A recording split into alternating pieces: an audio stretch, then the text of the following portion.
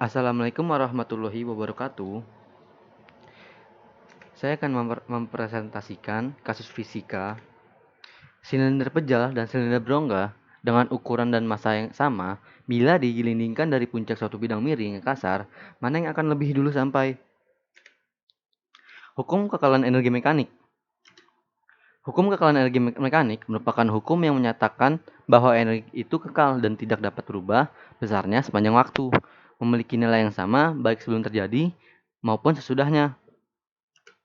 Dalam kasus ini, kekalahan energi mekaniknya adalah energi mekanik awal sama dengan energi mekanik akhir, energi potensial awal ditambah energi kinetik awal sama dengan energi potensial akhir ditambah energi kinetik akhir. MGH ditambah 0 sama dengan 0 ditambah energi kinetik akhir. MGH sama dengan energi kinetik. Berdasarkan rumus sebelumnya, didapat energi potensial MGH sebagai acuan bagi energi kinetik untuk mendapatkan kecepatan silinder. Karena kedua silinder bergelinding, maka energi kinetik setiap silinder merupakan gabungan energi kinetik translasi dan energi kinetik rotasinya. Energi kinetik sama dengan energi kinetik translasi ditambah energi kinetik rotasi. Maka energi kinetik translasi sama dengan setengah mv kuadrat. Energi kinetik rotasi sama dengan setengah I omega kuadrat. Maka didapat MGH sama dengan energi kinetik translasi ditambah energi kinetik rotasi sama dengan setengah mv kuadrat ditambah setengah I omega kuadrat sama dengan setengah mv kuadrat ditambah setengah I V per R kuadrat. MGH sama dengan setengah I per R kuadrat ditambah mv kuadrat. Berdasarkan rumus di atas, maka kecepatannya adalah V sama dengan akar 2 MGH per I per R kuadrat tambah M. Momen inersia. Momen inersia adalah ukuran kemalasan suatu benda untuk berotasi atau berhenti dari rotasinya. Momen inersia untuk silinder pejal dan silinder berongga adalah I silinder pejal sama dengan setengah MR kuadrat. I silinder berongga sama dengan MR kuadrat. Hubungan hukum kekalahan energi dengan momen inersia.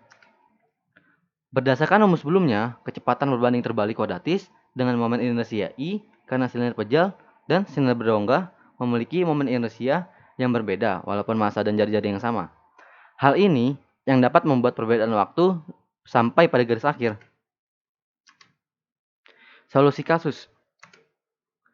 Kecepatan untuk silinder pejal didapat I silinder pejal sama dengan setengah MR kuadrat V akar 2 MGH per I per R kuadrat ditambah M sama dengan akar 2 MGH per 1 MR kuadrat per 2 R kuadrat ditambah M sama dengan akar 2 MGH per 1 M per 2 plus M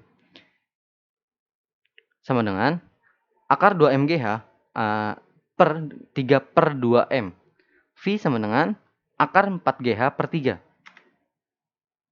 Kecepatan untuk silinder berongga didapat I silinder berongga sama dengan MR kuadrat. V sama dengan akar 2 MGH per 1 R per 1 per R kuadrat ditambah M sama dengan akar 2 MGH per MR kuadrat per R kuadrat tambah M sama dengan akar 2 MGH per 2 M sama dengan akar 2 GH per 2 V sama dengan akar GH. Solusi kasus.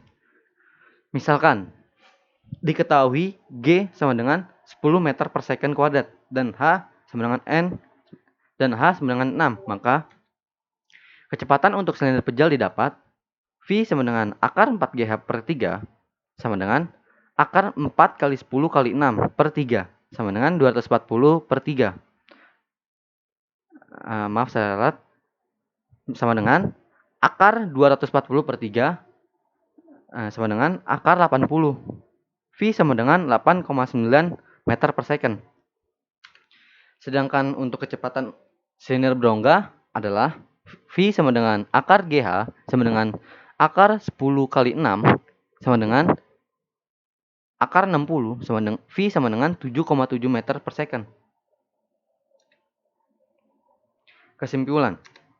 Berdasarkan kasus di atas bahwa silinder pejal mencapai garis sampai duluan karena memiliki momen inersia atau kecepatan yang lebih besar dibandingkan silinder berongga dengan kecepatan 8,9 meter per second, sedangkan silinder berongga memiliki kecepatan 7,7 meter per second. Mungkin itu aja. Sekian dari saya. Wassalamualaikum warahmatullahi wabarakatuh.